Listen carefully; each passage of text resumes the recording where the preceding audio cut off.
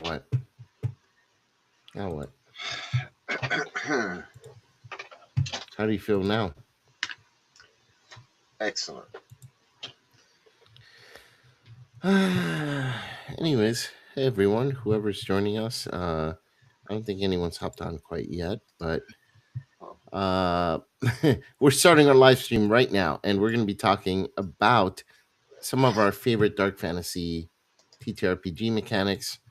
My name is Vase. I run the Left for the Vultures YouTube channel, and with me co-hosting today. are you done talking? I'm Geo from the Headless Hammerhead YouTube channel. Honestly, I don't think we're live. I have a monitor here; it's not showing anything. That's what I thought.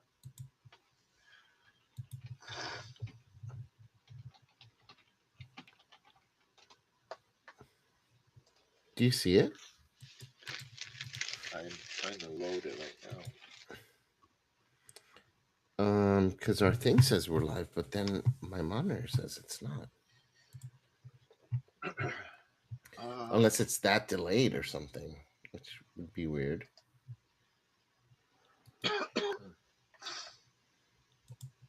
Before we start it talking about says, this, yeah, the best Dark Fantasy RPG mechanics. Yeah, we're live. but you see us moving? It, well, yeah, we're moving. Because my monitor just shows like the thumbnail. That's really Nope. weird. I'm seeing us talk and everything. It says That's one is weird. watching Oh, right there we now. go. Okay. Me. I got it. I got it.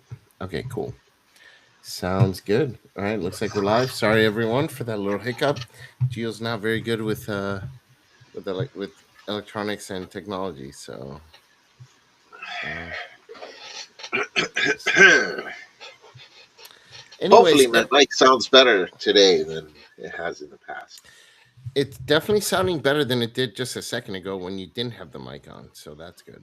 Um, but anyways, we'll just deal with it, and then we'll figure it out next time if it still doesn't sound as good.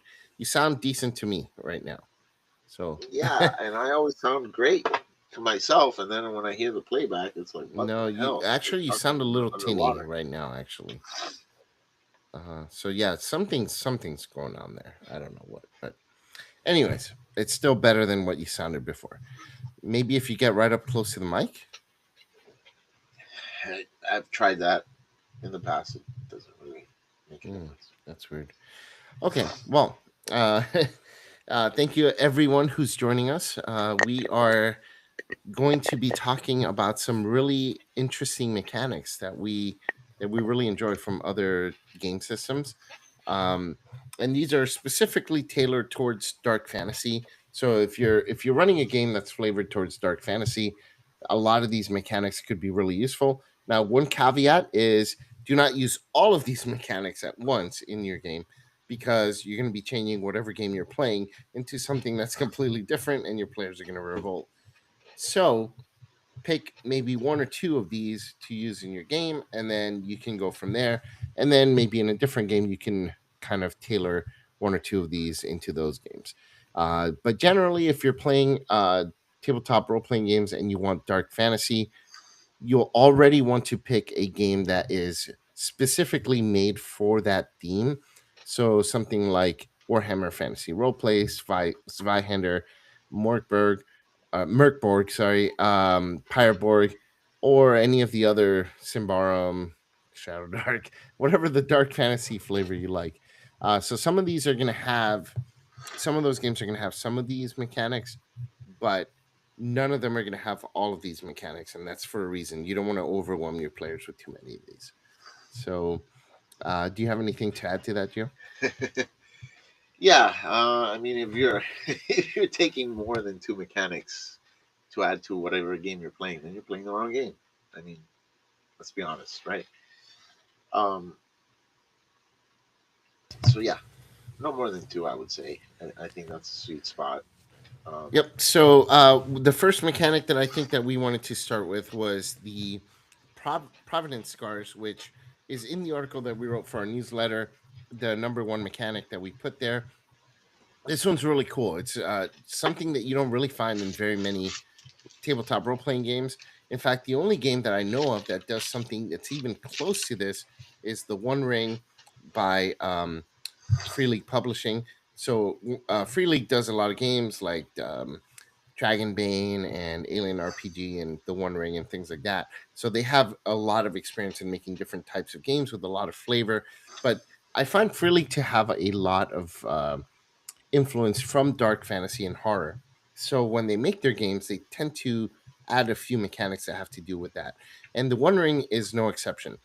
In The One Ring, The One Ring is based on J.R.R. Tolkien's work. So you have like the Lord of the Rings type of things, and there are treasures that are very rare. And when you find one of those treasures, specifically named treasures, they carry the weight of those who own them once. So, like, you see, if you've ever even if you haven't played that game, if you watch the movies for the Lord of the Rings, you know that a lot of the artifacts have names and have histories, and they had carry a ton of weight, both emotional and story weight, as well as magical.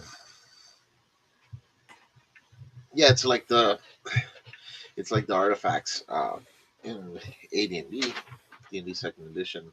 A lot of the artifacts were like that. They were named and they were unique, of course, being an artifact. But they carried a history with them. That's what made them really really different from just any weapon. And actually, even a weapon that's not something, you know, that is not something out of this world powerful, could be extremely interesting and valuable to the player, even if it's just like using D&D rules, a +1 longsword. If it Hmm. has a really cool name and really cool history, that player will value it so much more than just a regular +1, or even say a +5 sword that doesn't have that kind of history. Hmm. Yeah, initially D&D 5th edition, that was the intent, the design intent from Mike Merles. And we talked about it in our last video how Mike Merles was kind of bringing old school to the new school with modern mechanics and stuff. But he definitely had a lot of influence from the old school when he made 5th edition as the lead designer. And one of the big design intents was for magic items to be kind of like that, which is why he made attunement slots. Everyone only has 3 attunement slots. So you can't have more than 3 attuned items or magic items in on your character. And what he initially wanted was for, like, let's say you find a +1 sword, and you can see it in the early modules of 5th edition. When you find a +1 sword, it wasn't just a +1 sword. It was like this sword belonged to this one king, and he got buried with it and all this stuff. And then it had that magical +1 trait to it. And even though it just dealt +1 damage and hit bonus, it still was cool because it had this history. But I think with dark fantasy, it has even more of an impact because a lot of these provenance scars are very dark. Like, they have like a history, specifically with how the person that owned the item was then either killed or defeated or whatever.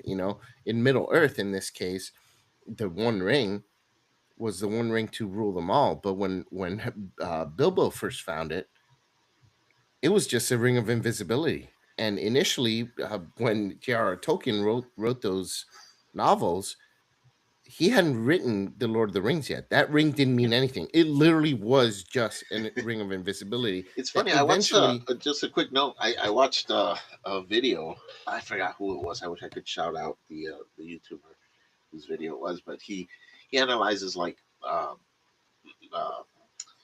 literary works, and he went into the J.R.R. Tolkien stories, specifically that with the Hobbit and the Ring, and how apparently J.R. There are two versions. I didn't know this. There are two versions. There's the original that he wrote without knowing that he was going to write this whole epic behind that, um, and then he kind of retconned with a following edition, where in the foreword he basically reveals that the original edition really was Bilbo kind of being influenced by the ring, um, and that's why it wasn't the truth in the first edition.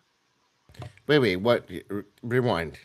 He was influenced. You're saying he retconned to make it that Bilbo was not influenced? No, so okay, so because Yeah, okay, explain it. in the way that he gets the ring from Gollum, right? he has to trick Gollum and like basically I forgot whatever it was. He ends up Gollum Yeah, gives he him the does ring. the trivia and all the stuff. Yeah, Right. yeah, yeah. The riddles. Well, Hmm. so apparently in the original first edition, it was different um, because it didn't make sense to what the ring's true power was when he first wrote it because he hadn't planned for that ring to be that meaningful. So then in the next edition, once he had already planned out the trilogy, the Lord of the Rings trilogy, he had to retcon that to give the ring its true power. So what he did is he wrote a foreword that basically reveals the foreword is written as Gandalf, I think it was, revealing that Bilbo's notes were actually lies because the ring had influenced Bilbo to tell it in this different way so that he could keep that power. So Got it. that Yeah, yeah. explained what the So, first edition versus the second so yeah, edition, when why there were when I certain first read the discrepancies. book, I didn't know there was a trilogy that came after it for the Lord of the Rings, and it was pretty clear to me that the ring he found was just a ring of invisibility. So it's very obvious to anyone who reads the novels that initially that ring was not intended to be anything like what it became, and it later became that. So that's interesting that that became like a forward that he added to it, which makes It's sense really cool. because then in Lord of the Rings, he writes his memoir and he calls it There and Back Again. And when I read The Hobbit, it was called The Hobbit or There and Back Again, Yeah, which I didn't know why it was called that. I was like, The Hobbit or There and Back Again? What does that mean? I had no idea why it was called that. I just thought it was a quirky title. But no, it made sense because in Lord of the Rings, they then called his memoir There and Back Again. And then that's what you called The Hobbit when. So it yeah, was very breaking the fourth wall type of thing. yeah, Uh, yeah. And so the really whole thing interesting. was like breaking the third wall. I'll find the link to this video that explains that. I mean, it's obviously just completely unrelated to our topic here today, but I thought it was really interesting, and I'll link that video so that our viewers can catch Yeah. that. Yeah, so that was the provenance scars, which are really cool. I really enjoy doing something like that. I think that any item, especially if your items are very rare in your campaign, that's when it really works well. If magic items are super rare and when someone finds one, it has this history to it. I think that really adds a lot to it. Then the next one that I put in the article was that wounds have names. So basically, this leads to what a lot of specifically grimdark games do, like Warhammer Fantasy Roleplayer and Zweihander and Left for the Vultures, where you get permanent injuries or permanent mental scars and things like that, and then you have a ruined knee or a hand that shakes, or a unzipped back, things like that. But that really serves a major purpose because when your character goes to 0 hit points, you take a permanent wound, and usually it's one of those really crazy, out there, outlandish. But the fact that their name just makes it really stand out and makes you remember your character when it got attacked by that zombie that scratched and unzipped your back, and now you Yeah, have like this scar on your back where it was unzipped by a zombie, and you'll never forget that's really that cool. combat encounter. That is really really cool, and that's kind of what I was trying to do. I ran a campaign that was a Ravenloft slash Stark Sun, but set in fifth edition. Um, and I set it so that whenever somebody got a crit, they could roll on the damage table and see if you get a body part lopped off or you know big scar on your chest or whatever. Your nose got cut off. Your character's nose got cut off. Um, but I think that was to a little bit more of an extreme. However, it was in that spirit where I thought that it would be really interesting to have characters um, have a story to tell at the end of their journey through this campaign. And the best way to tell that, just like in real life, is through your scars. So I think that a mechanic like that is really, really interesting, really important to make a mark and leave a memorable campaign, memorable stories for your players at the end of a campaign that they can reminisce about. Especially if your character's taken quite a few like downs throughout the campaign. They've been taken down multiple times or something like that. Like for them to have, a severed arm and unzipped back, and then like uh, their guts were dangling, and then they have an internal like brain hemorrhage and things like that. By the end of the campaign, they're just a complete mess, a physical mess. And as they're retiring, I mean, they have all these wounds, and then they can talk about each of those scars and what led to it. It really leads to like some kind of reminiscent storytelling where you're just reminiscing of for some of those really cool adventures and interactions that happen with your character early on in their career. Yeah, And then speaking of speaking of mental scars, one of the other things that I put in the article was that magic in a lot of these games, magic has a cost. Now, in my opinion, some of them do it better than others. I personally don't like the systems where you have a percent to fail when casting a spell. I think that's really cheesy. I don't like it at all. I think it's unfun for the player who casts magic.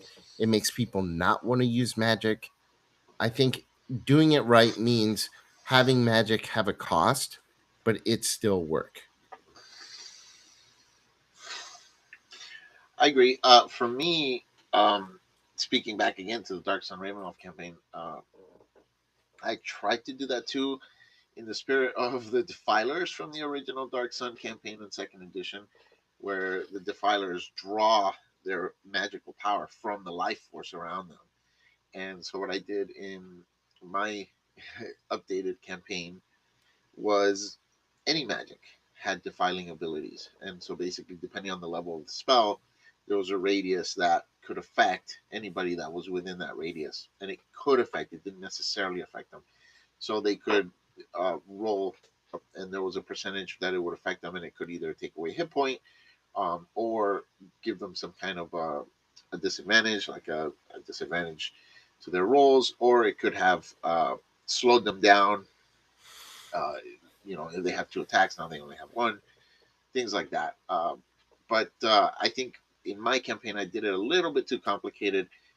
However, it wasn't the type of ill effect that would destroy or completely keep somebody from being a spellcaster. So yeah, you want to tread carefully with how how severe the side effects would be of using magic if you do Yeah, implement it. so in Symbaroum, Shadow the Demon Lord as well, they use a corruption mechanic. So when you cast a spell or use a cursed item or you witness horrific acts and things like that, then part of both those games have kind of a willpower soul stat, and though that corruption kind of attaches to that stat statistic. In Left for the Vultures, I designed it as it just affects your mental health, and if you go too hard with magic your mental health can degrade very quickly. And if your mental health hits zero, then you have some issues where you can get permanent mental scars and things like that. Um, I like those kind of effects much better than like what you said, what you did with your Darkest Sun or whatever. Like, I don't like the idea of player characters or players being able to make a character who's a spellcaster who can get all this power and then it just fucks everybody else over. I don't like that idea at all. Um, which is why I did what I did with Left for the Vultures. It most spells there are a few that do affect everybody else, but very few, and it's very specific as to why. For flavor, but mostly it affects the caster. Same with Symbarum and Shadow of the Demon Lord, those are going to affect the caster with corruption. Um, what I don't like is where you take away the agency of the other players in at the table. So if you're playing with a party of 4 or 5 other players, and every time you cast a spell, you're giving them disadvantage. You're taking an attack away from them. You're giving them damage or giving them mental damage. I think that's not fun or fair for them because you're doing all this powerful stuff and then fuck your other player characters, fuck your party, and it's not fun for them. And I think a lot of times they're going to get upset, and for good reason. The fact that you're casting a spell, even if the spell wins the fight, it's just not fun if you have 2 attacks and now you have 1 attack because the caster decided they were going to go ahead of you and cast a spell, and it's a defiler that just took away your action. Yeah, no, for sure I get that. But something like that could also add a little bit more um, tactical strategy to a combat. where it could affect the bad guys too. Obviously, it would affect the bad guys as well, and you can position your characters so that they don't affect their allies, or in a moment of desperation, small price to pay for a really powerful spell that could end up eventually saving everybody anyway. Um, it, I mean, it could work if used properly. It didn't become a huge issue in my campaign. Right. Um, Yeah, it didn't. we didn't really have anybody who was specifically like a sorcerer. I don't think we did. Did we? I don't think we did. I don't think so. But we did have spellcasters. They weren't just exclusively spellcasters. So it didn't become a big issue. But you're right. Obviously, anything that's going to affect your character as a player and you have no control over it and it's being caused by another player is going to take you off. So, yeah, for sure. Yeah, You I got to mean, tread I carefully. know what you're saying about, in the right moment and things like that, but in theory, sure. In practice, if that's your coolest spell, you're going to use it every fight. If that's your coolest spell, you're going to use it every session. You know what I mean? Which means you're fucking over your party every session. And in practice, realistically, you're not going to be far away enough from your party that you can cast it without hurting them and still affecting bad guys. Like, again, in theory, in a pinch, a really powerful spell that does screw over your party or whatever and screws everybody over. But in practice, it doesn't work that way because all those powerful spells, everyone's going to want to use it. Every single whoever has that ability, that's their coolest thing that they can do. So they're going to do it every single time. So I don't know. I know where you're coming from. I disagree. I disagree. In most games, and I guess if you're going for like a masochistic type of game, where you like like Zweihander, where you like just getting fucked up left and right, or Merkborg is kind of like that, where you think it's lols and hilarious to get just completely fucked up and have your arm chopped off every session, every combat, then fine. But in most tabletop RPGs, if you're going for dark fantasy that's kind of serious and not just for the lulls, like over the top darkness for the lulls, I think those kind of things are, if a player has no say in it and another player is causing it and it's a net negative to the whole party, I think generally you want to stay away from that. So going back to the corruption thing, I think that Symbarum and um, Shadow of the Demon Lord do it right in that it affects the caster. My game, Left for the Vultures, affects the caster for that particular reason. Then it's your choice. If you want to screw yourself up by doing something powerful, then by all means do it. Go all out. Go all out every fight. It just affects you. Um, but yeah, I don't know. What do you think? No, I agree. In most instances, yes, that is definitely the better way to utilize the mechanic. Um, but for a campaign like the Darkest Sun, uh, I think it was appropriate for that kind of campaign. It's Dark Sun slash Ravenloft. There were other factors that were involved in the entire campaign as well, like the corruption of the mists with the players. That could also tell I did a lot of wrong things in this campaign, but I think overall it somehow didn't really fall apart. You know, it still was a very fun campaign to play. Oh, I loved So it. I thought it was great. Yeah, it was yeah, fun. so The in the combat, the final right. battle was a little too long. Like when I say a little too long, I mean like fucking way too long. But Well, but other than that, I that thought the was campaign was because great.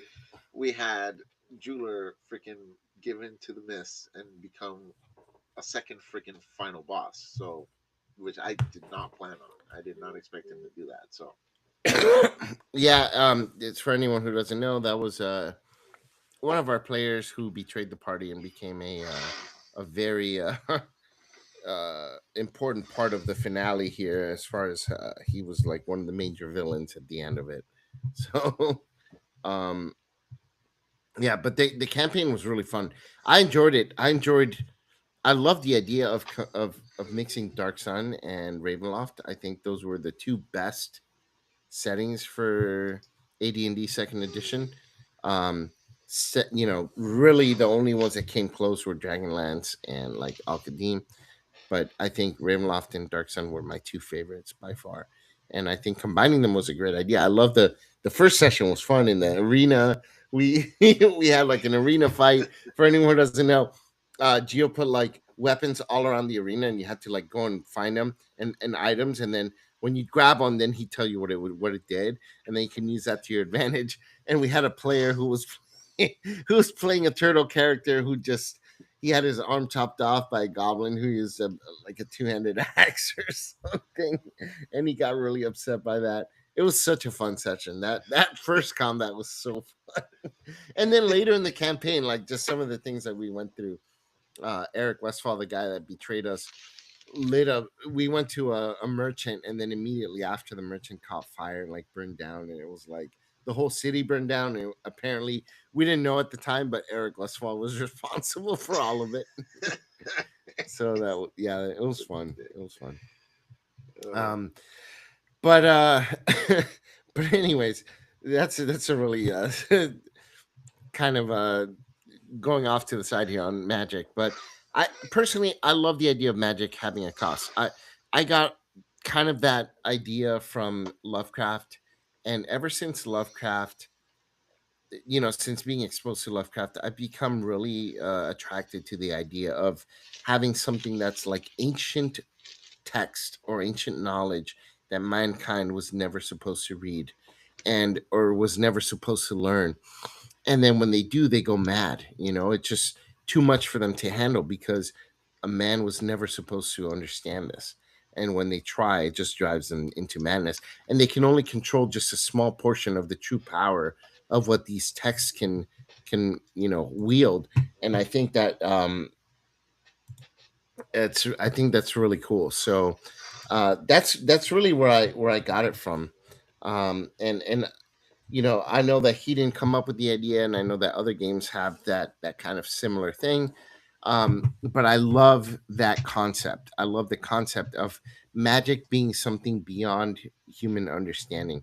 In D&D, magic is like, oh, I use magic every 5 seconds to make a little fluffy, and then make a little this, and then fill the tank of water, and the tick, tick, tick, tick. But I don't like that kind of magic system in my games. Even when I play D&D, I don't like I hate that. I like that in second edition, AD&D second edition, cantrips weren't a thing. It used a spell slot. So you didn't yeah, want to just go around and I flip flip flip flip flip flip, you know? especially first level. That was your slot. That was your spell. That was it. That was your You're gonna spell. waste it on cantrip. Like, Use geez. cantrip, that was a spell called cantrip, and you did it. And that was your spell slot. And now you're flip flip flip flip flip. But now you're using a crossbow for the rest of the day until you regain that spell slot. Crossbow. I never used the crossbow. It was dagger. Or daggers, That's yeah. it. Throwing a dagger, and then you had one dagger, so Yeah. you throw it, and then So you're done. exactly. So I don't know. I prefer that kind of spellcasting system where the knowledge is not just like so laissez faire, where everybody has magic and it's all around and everything is magical and fucking this Kleenex. Oh, magic. Oh, like shit like that. Like I don't like that. I like the idea of magic being like, oh my god, this is magic. Should I touch this? I don't know if I read this, what's going to happen. And then when you read it, you go slightly insane or it fucks you up, mentally. Like, I love that. And I think that's something that the modern 5e doesn't have. And I think some games do it right, like Warhammer and Zweihander, or not Warhammer and Zweihander, Symbaroum and Shadow of the Demon Lord.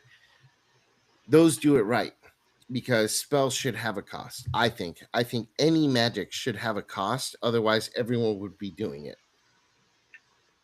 And the I fact that it agree. has a cost just tells the players how the world and the world building is, because anyone willing to pay that price in order to do the magical thing means that there's something slightly wrong with them or slightly selfish about them, or maybe they have an ulterior motive or whatever.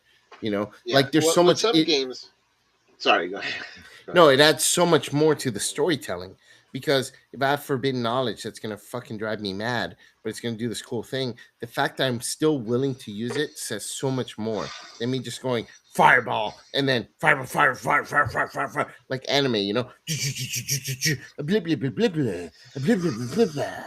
You know, like that that kind of spell casting where you just do it whenever the fuck you want doesn't say anything about the storytelling. It's so abundant that anyone can do it, right? Or you can do it 1,000 times and it doesn't cost you anything.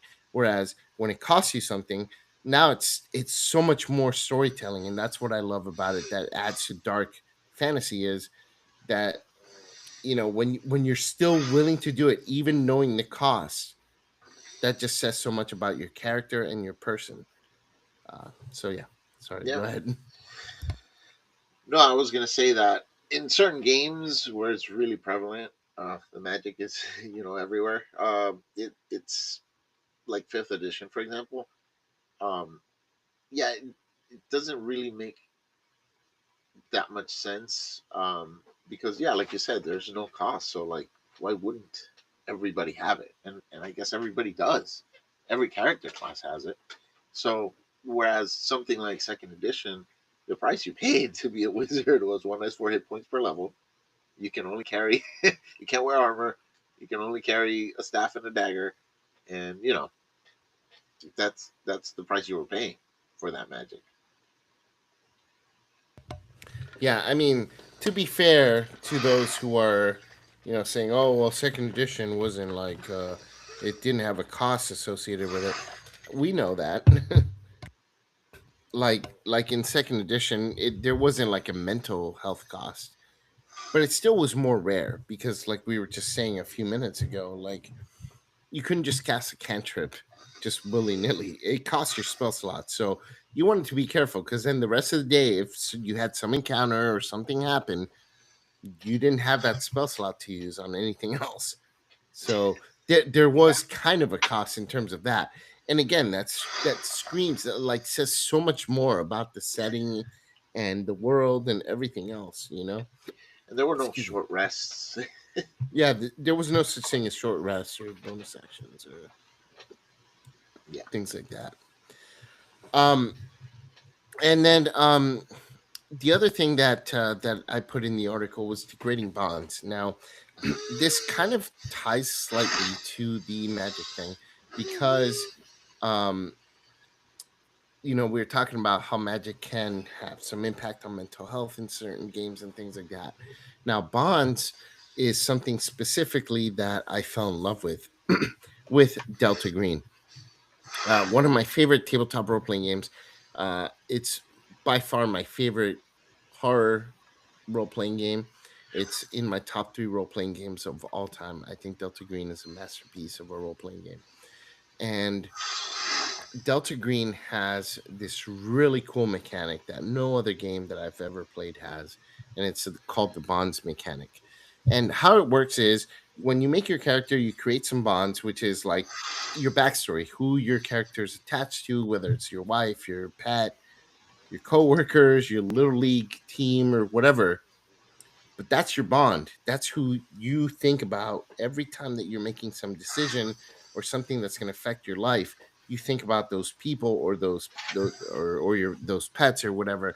And as you experience horrors, you can project the horror onto that bond, which then helps you overcome uh, the potential insanity that's going to be affecting you. Uh, So instead of going insane, you project onto a bond. That bond score is reduced. So you're tied to that bond. It's getting severed little by little as you experience more and more crazy things. And so you're basically, in the way I see it, you're losing your connection to humanity. So as more and more horrors are presented in your way, that humanity is just fraying into nothingness. And so let's say you had a pet cat that you really loved, but every time you see these horrific things that really mankind was never meant to see, you start forgetting that that about your home life where you're just home watching TV with your cat, and that starts to become so distant for you that eventually it becomes almost alien. um so Yeah, that's one of my favorite mechanics of any game I've ever played in my life. It's one of my again, one of my top 5 or top 3 mechanics of all time for any role-playing game. And the reason it's such a great mechanic is because it builds your character. So uh, the the character, as you when you first start using a character in say fifth edition, I hate having to keep bringing up fifth edition, but when you create the character, either you roll background or you just come up with a quick one or whatever, and they don't really mean much. In a lot of RPGs, you have to create that background first and have your character kind of fleshed out with a really meaningful story behind that character. And you build that story as your character goes along through the campaign. You build that story along the purpose of the scars, the purpose of these connections, of these bonds. Then it builds this character's entire life, and it makes them so much more memorable because these relationships, just like the scars, the physical scars, you have physical scars that uh, leave an impression by the end of the campaign for your character, but also the uh, relationships that your character has, their personal relationships, being fractured as they travel through it on their adventures for whatever reason it is that they've gone on this adventure or these adventures. Then as they get fractured, those kinds of scars as well leave meaningful. In the article, I think you titled it like something character got a divorce or something. That would be something really memorable. Your character starts off with a family with a wife and kids, and then by the end of the campaign, the wife has left them and taken the kids or whatever. That Yeah. is a story to tell even I mean, after the in campaign is Nick's over. Delta Green campaign, my character, I think I finished with a solo session, so I don't think anyone else was there for it because we fractured off at the end.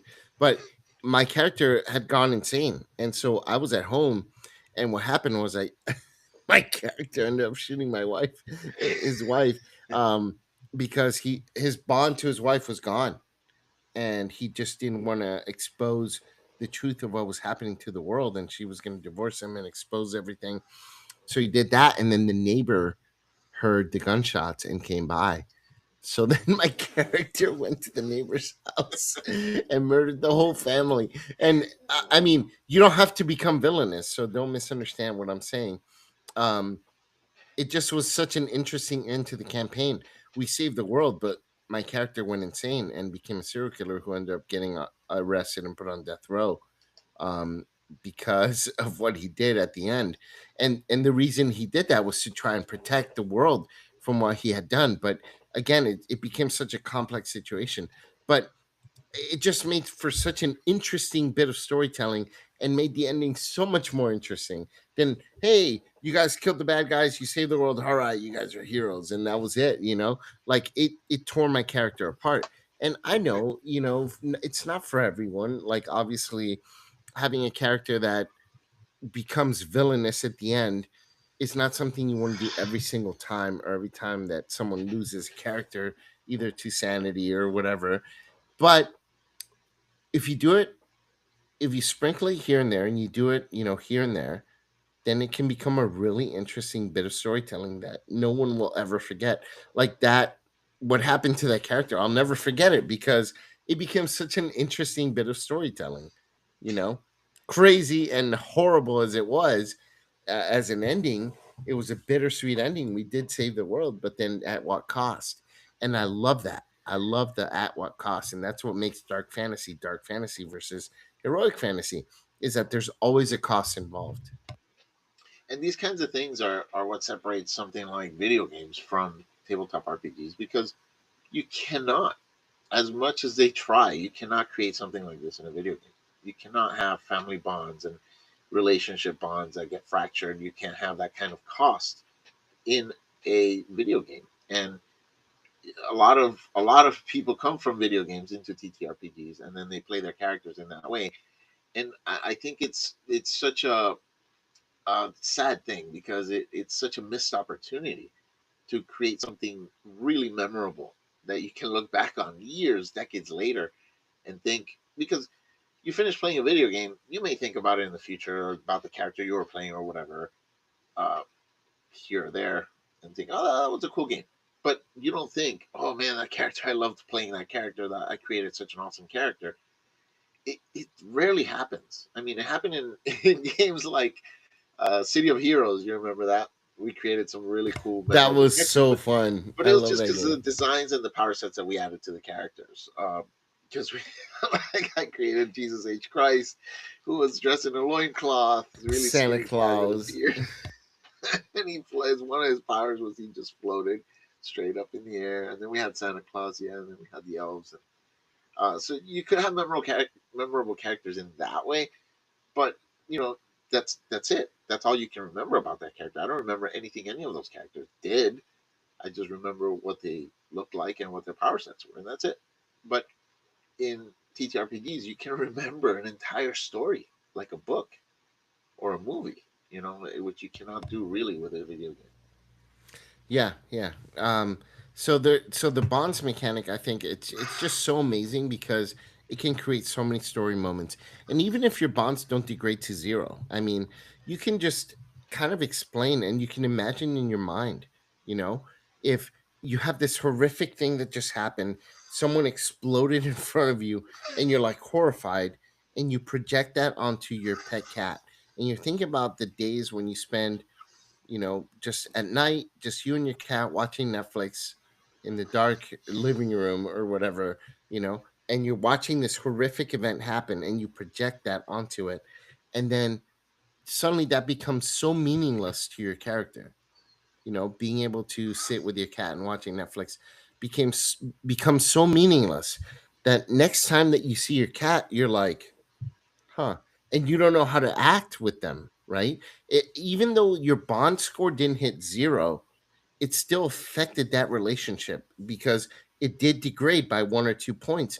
And by degrading by those 1 or 2 points, it can make such a big difference in how you interact with that character because now you're constantly thinking next time you sit and watch Netflix while cuddling with your cat, you're gonna be like, immediately remembering the blob of person that exploded in front of you, right? And you're gonna be like, I'm sitting here watching Netflix when that is a thing that just happened, and And the cool it's thing gonna is that affect you. It's gonna you're not affect you in one gonna. way or another. The cool thing about that is that you're not gonna role playing.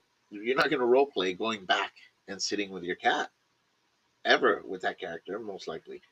But just knowing that that is what's going to happen when that character goes back to see their cat, your whole mind, your mind creates that entire scene Yep.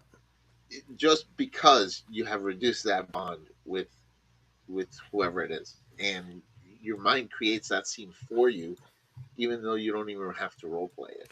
Yep. And it's why it's one of my favorite mechanics, and I think it's genius design. I think the guys that made Delta Green were geniuses for making the bonds mechanic. It seems it's such a like for a lot of players who start playing Delta Green and don't know any better. It's such a like throwaway thing. Such a backseat thing. Like, oh yeah, bonds. Yeah, I guess I'll write this person as bond, whatever, whatever. But they don't realize just how much of an awesome mechanic that is for the game. Like literally the best mechanic in the entire game. And in most games, that is one of my top three mechanics of all time. Anyways, I gotta Yeah, stop gushing about it. So,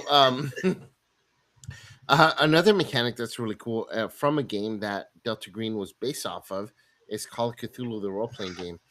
Call of Cthulhu deals with the great old ones and ancient ones, and a lot of times these ancient ones and great old ones are unkillable beings. So if you read the novella, The Call of Cthulhu, um, one of the characters in the story rams their boat into Cthulhu, and all it does is it just delays, it just puts them dormant again.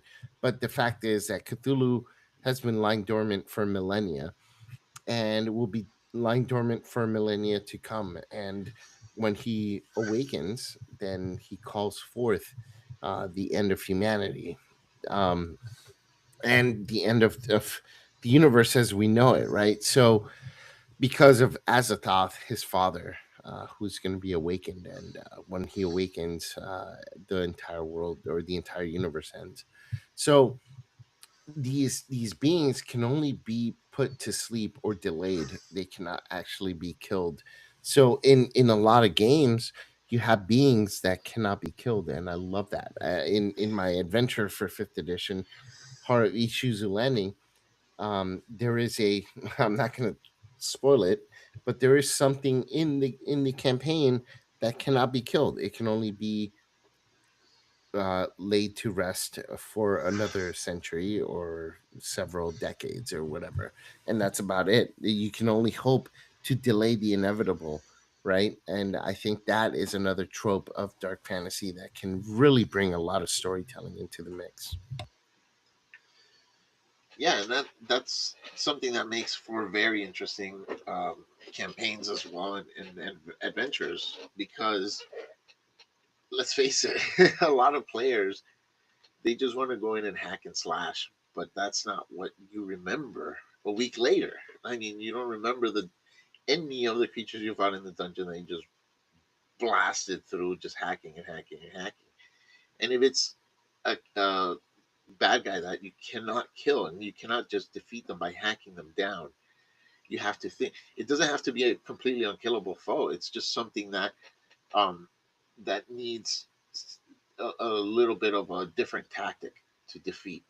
I think makes for so much better action, so much better strategy, camaraderie, because all of your teammates, when you go in as an adventuring party, you have to really put your minds together and come up, because it's a mindless action to just go in and just roll dice and hack away with your sword. Where if you all sit together and brainstorm as to, man, how can we take this thing down? How can we defeat this? It is so much better gameplay, I think, for the entire table, rather than just sitting there waiting for your initiative number to come up for you to just do the action that you've been thinking about the entire Yeah. game. Yeah, so you can't do this every single boss fight because then people get annoyed. Players get annoyed that they can't use their abilities on the boss. But if you make it a thing for like the main bosses or the main, like, antagonists in the campaign, and not necessarily the main ones, but some of the major ones, right? Then I think that could be really interesting. The fact that they cannot not be killed, they just need to be put away, sealed for an eternity, and then maybe they'll come later. And then that also creates a tension because as players, that thing is not fully dead, and that it can come back. So maybe when your character's still alive, or maybe when their grandchildren are around, all of a sudden this thing is going to burst out, and now they have to deal with it. um I think that just creates a lot of interesting storytelling that really emphasizes the darkness of the dark fantasy genre.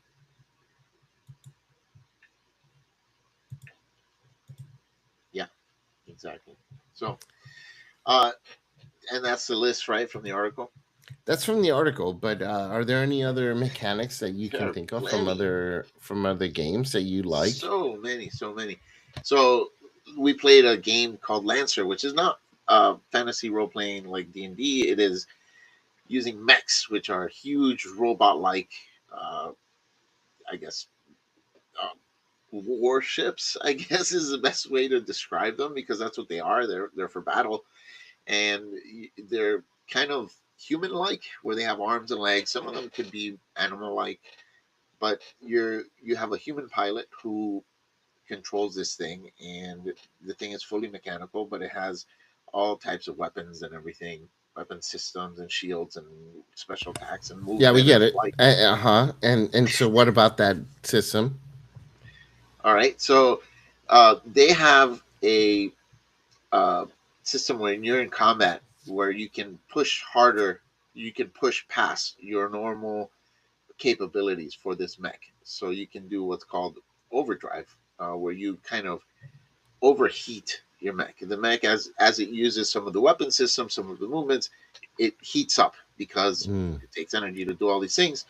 And when it overheats, the mech could melt down, literally melt down into just a big mush of melted metal. Um, but if it gets to just almost to that point, and you run out of moves or whatever, and you're in a desperate situation. It's a very tactical game, which is what makes it really really cool.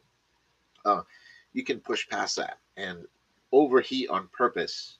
Just take that risk to make that last move that could save your character, could save your mech, could save your friends, and So help Call of win. Cthulhu has a similar mechanic. It's called the push mechanic. Now with Call of Cthulhu, you can push a roll. So when you roll something, if you think that maybe you still really should succeed on that, you can push the roll.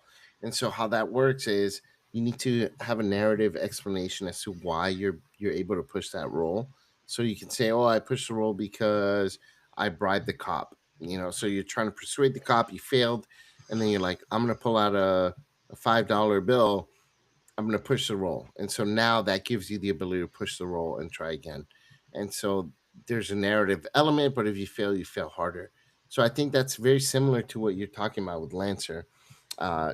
Just pushing or pulling from your reserves. I mean, it's slightly different in a way, but mostly it's a similar concept where you're pushing beyond your limits, you're beyond your capabilities, doing something additional to get your way or get succeed in something.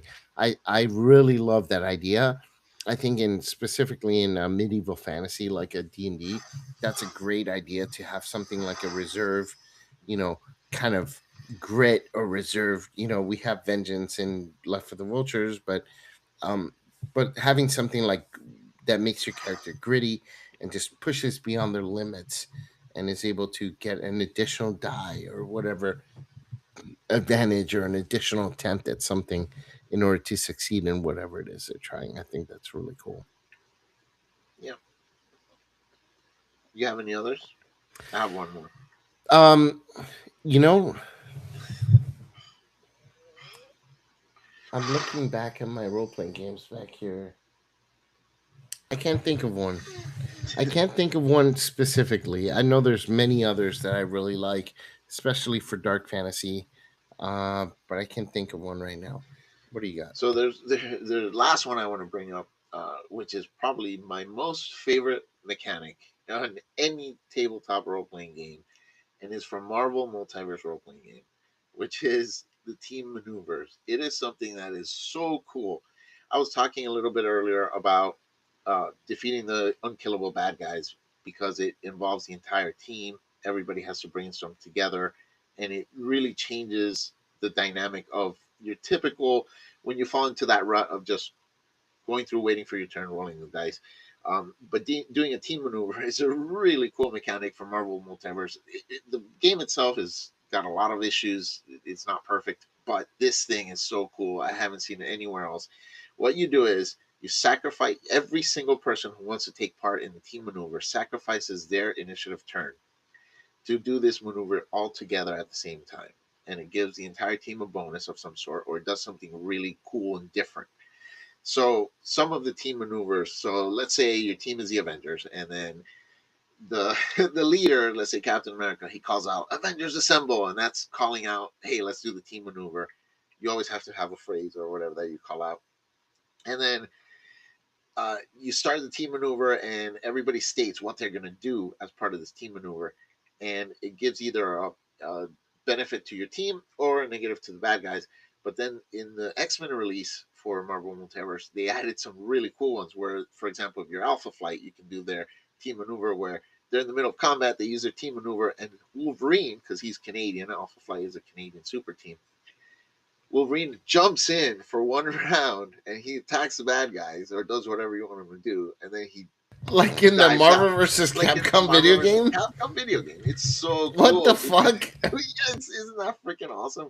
Like you're playing Marvel I vs. knew Capcom. about team maneuvers. I didn't know about that aspect of Yeah, it. man, What that the one is fuck is so cool. that? That's like my favorite one because it reminded me exactly of that of Marvel vs. Capcom. Like you're playing and you're off a flight and you're fighting the bad guys or whatever, and then you just call Wolverine, he just hops on. Come on, Bub. He slashes everybody and then jumps out and runs back into the woods. And it's like, what the hell just happened? But you know that is something that is so different than any other role playing game. And it doesn't have to be something like that. It could be, your team maneuver is just two people, Colossus and Wolverine, and you do the fastball special. So Colossus picks up Wolverine tosses him, and Wolverine, has now been launched a million miles an hour with his claws out forward to attack a bad guy or whatever. I will So say, when you ran the Marvel multiverse role playing game, that was probably my favorite aspect of it. Was the team maneuvers. I yep, wish we'd done more of those with our team because we yes. really had a cool cohesive team. Especially if you have a group that meshes with each other mechanically and like has some really cool abilities that kind of go with each other. Man, it's so much fun. I honestly, the team maneuvers hooked me into that game. Especially our first session, we did like a couple of really cool team maneuvers, and actually throughout the campaign, we did a few. Right, we didn't, it took us a little bit to come up with some that matched our team, but I think we were able to do it after a bit. You know where we kind of did some team maneuvers was when we played Pathfinder. We played your campaign, Issues and Horror Issues of Landing in Pathfinder, second edition, and we had such a really good group, such a good cohesive group with really cool characters, and I think we pulled off some really cool maneuvers, and we did it just by sacrificing our turn on the initiative count to work together and do one thing, at the same time or whatever. Me and Logos or me and Vorek, and we pulled off a lot of really cool moves like that. Had team maneuvers been an official rule or mechanic within Pathfinder Second Edition, we could have really pulled that off yeah, in a much better, more cohesive way, and planned them more ahead of time so that we could have them. If we need it, here we go on the fly. We're going to do this team maneuver, and I think it would have added such a different element to it that would have, I think, man, there are very few moments in tabletop role playing games where the entire table cheers. And yeah. the team maneuvers in Marvel really had us It was literally it cheering. was so much fun, dude. It Yeah, really created like some awesome party, like legendary party moments that we still remember to this day. yeah. Like honestly, the team maneuvers is a great one. I don't know that it fits dark fantasy. This stream was a little bit more about dark fantasy, but as far as mechanics that we love, not just dark fantasy. And you know what? You can fit team maneuvers if done right into dark You can fantasy. fit them into a dark fantasy if done right. You It have can to have do it kind of right. a dark theme, like I don't know, whatever, hold the guy down and you freaking flay him or Sure. whatever. Something like that where everybody takes a turn doing something like that. This guy ties the legs, while this guy holds him in a full Nelson or something, and then this guy comes in, he's a surgeon and slices his face off or something. I mean, it could work, but I think it is something that if you have a good group, it wouldn't work so well with a random, like at a convention, a random table that you just jump into, because Mhm. you don't know each other or whatever. But if it's a group that you're used to, or one that you have more time with, where you can plan it, team maneuvers are something that could really add a lot of flavor to your Yeah. campaign. Yeah, I agree. I mean, they definitely made our tables tremendously fun. But again, you have to do it right. If you're going to do it for dark fantasy, you have to do it Yeah, right. Yeah. Yeah. But yeah, some really cool mechanics overall. And I'm biased to bonds. If you're able to do bonds in your game, that's my number one. What would your number one be for anyone who's trying to steal mechanics for their games to make it a little bit more dark fantasy? for dark fantasy, I think, I mean, if it wasn't dark fantasy, team maneuvers would definitely be my number one mechanic. If Yeah, it's that for was dark fun. fantasy, I would probably say scars. Scars just for me, they add so much to a character because man, the character that you end up with, even after just three adventures, is so different than the one you started with. Yeah, You have so many I stories to love tell. it. I love the scars. Yeah, definitely my second favorite. Cool. All right, everyone. Well, thank you all for hanging out. This has been our live stream for today. We're gonna be doing a few more live streams before the launch for Left for the Vultures in the next few weeks, and hopefully you guys will join us live so we can riff off of you guys. But if not, catch the video on demand. That's fine too. Anyways, like, subscribe, sign up for our newsletter, all that stuff. My name is Vase. I run the Left for the Vultures YouTube channel. And I'm Geo, and I run the Headless Hammerhead YouTube channel. Thank you guys very much. We'll talk to you all real soon.